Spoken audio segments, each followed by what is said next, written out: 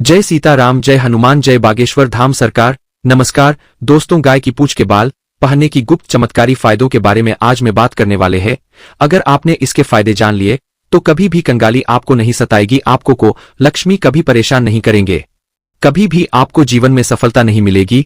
तो अपने फायदे के लिए इस वीडियो को पूरा शुरू से अंत तक जरूर देखिएगा। गाय को गौमाता कहा गया है।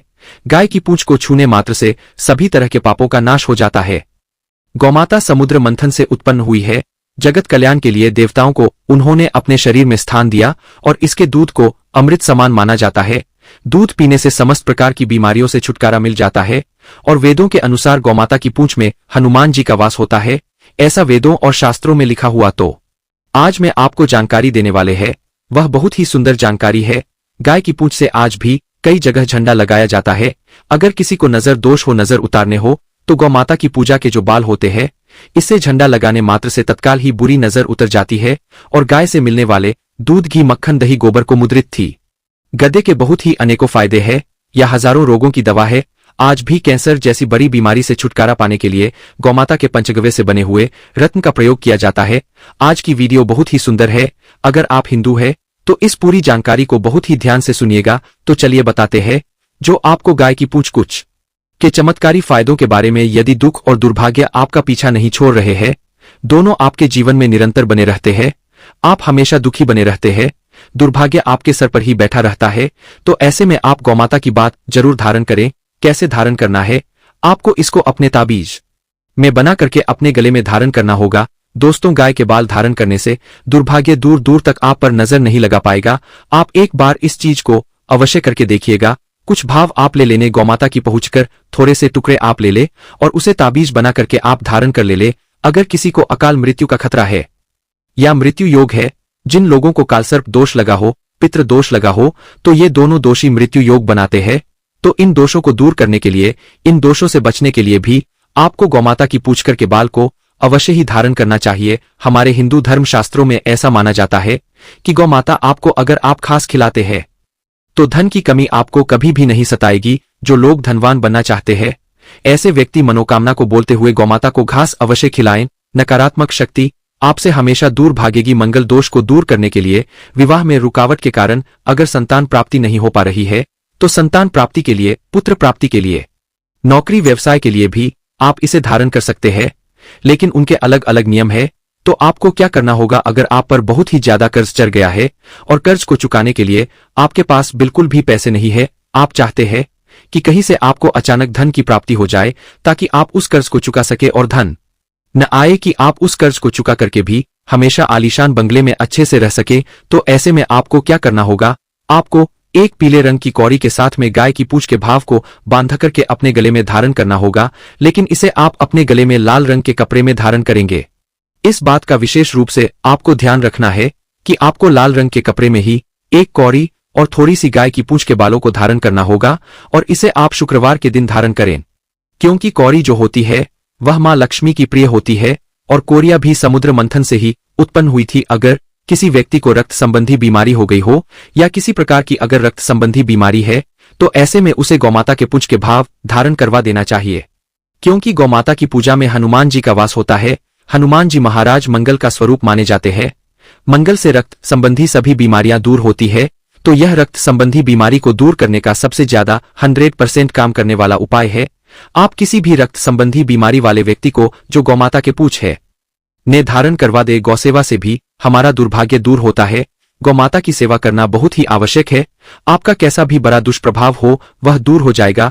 अगर कोई व्यक्ति आपकी बात नहीं मानता है, तो ऐसे में आपको गौमाता की जो पूंछ के बाल होते हैं उसको एक इलायची के साथ अपने गले में धारण कर लेना चाहिए। इससे सामने वाले व्यक्ति पर एक आप अलग ही छाप छोड़ते हैं। कहा जाए तो आप जो भी बोलेंगे उसका पूरा प्रभाव सामने वाले व्यक्ति पर पड़ने लगेगा और जो आप कहेंगे वह उससे 100% सहमत होगा। तो ऐसे में आपको इस उपाय को अवश्य करना चाहिए। अब मैं आपको बताता हूं कि कौन सी गौमाता के पूछकर बाद आपको धारण करने चाहिए। तो जो सफेद रंग की गौमाता होती है, जो बिल्कुल ही सफेद रंग की हो, उनके पूछकर आपको धारण करने चाहिए। और कैसे करना चाहिए धारण? तो आपको तांबे के ताबीज में 5 तुलसी के पत्ते के साथ में थोड़ा सा सिंदूर डालकर मंगलवार के दिन धारण करना होगा और इसे था कीजिए, आपको अत्यंत लाभ की प्राप्ति होगी। अगर आपको किसी भी चीज से डर लगता है रात में भयानक सपने आते हैं, बार बार मन में घबराहट होती है, सांस लेने में दिक्कत आती है, कोई भी चीज आप पर बहुत ही ज्यादा इम्पैक्ट करती है, यानी कि अगर किसी ने कोई बात बोल दी तो वो चीज आपके दिमाग से जाती नहीं है, तो ऐसे में आप इस था बीज को अवश्य धारण कीजिएगा। दोस्तों, सभी तरह के संकट काबिज को धारण करने मात्र से ही दूर हो जाएंगे। दोस्तों, वीडियो में आगे बढ़ने से पहले वीडियो को एक लाइक और कमेंट बॉक्स में जय गौमाता अवश्य लिखे और चैनल को सब्सक्राइब कर ले।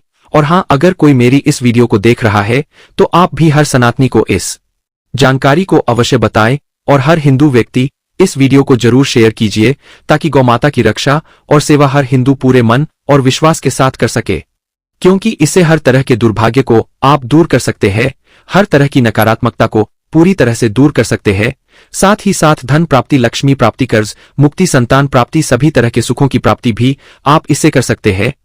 क्योंकि सभी देवी देवताओं को माता गांव में अपने शरीर में स्थान दिया हुआ है, तो इनके है हर एक अंग से ली हुई चीज पूजनीय है। इनके हर एक अंग को छूने मात्र से ही आपके शरीर में जो भी विकार है, जो भी बीमारियां है, वह तुरंत ही दूर होने लगेगी। हर तरह के जो नजर दोष है, शारीरिक दोष है, वह दूर होने लगेंगे। दोस्तों, शास्त्रों के मुताबिक गौमाता में सारे देवी देवता निवास करते हैं। 33 कोटि देवी देवता पितर का निवास होता है। अगर आप भी किसी मंदिर में नहीं जा सकते, पूजा पाठ नहीं करते हैं, कहीं जाकर के ग्रह दोषों का उपाय नहीं कर सकते हैं, तो आपको गाय को एक रोटी जरूर खिलानी चाहिए।